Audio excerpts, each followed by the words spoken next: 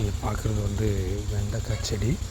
வெண்டைக்காய் எப்படி முளைக்கி அப்படிங்கிறத பார்க்கலாம். இதில் விதைய அந்த வெண்டையில் இருக்கிற அந்த இதுதான் காய்.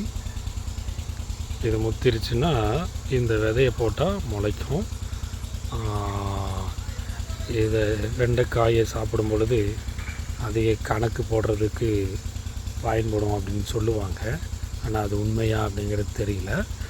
ஆனால் உண்மையிலேயே வெண்டைக்காய் அப்படிங்கிறது ஒரு நல்ல காய்கறியோட ஐட்டம்.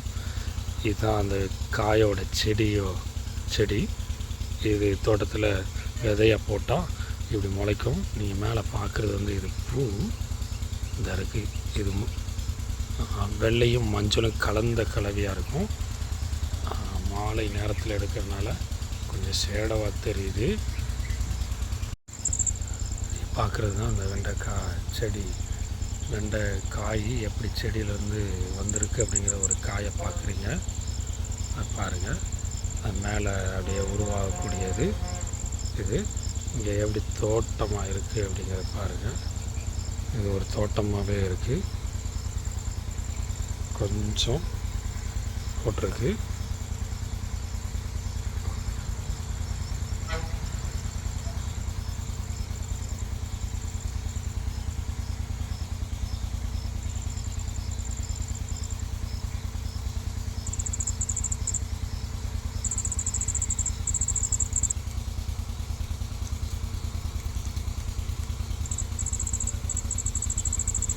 இதுதான் அதோட பூ. இந்த பூ மஞ்சள் கலரில் இருக்கும்.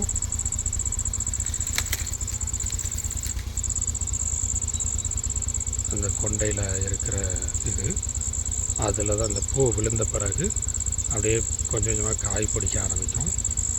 அது கொஞ்சம் வளர்ந்ததும் இது பிஞ்சு காய் இருக்கிறது கொஞ்சம் பருசாகவும் அதை பறிக்கக்கூடிய ஸ்டேஜுக்கு கொண்டு வரக்கூடியதாக இருக்கும். இந்த மேலே பார்க்குறது இந்த கொஞ்சம் அடுத்து 2 நாள் கழித்து இதை பறிக்கிறதுக்கு உண்டான காய். ஒரு நாள் விட்டு ஒரு நாள் அப்படி பறிக்கணும். இல்லைன்னா இது வந்து முத்திரும்.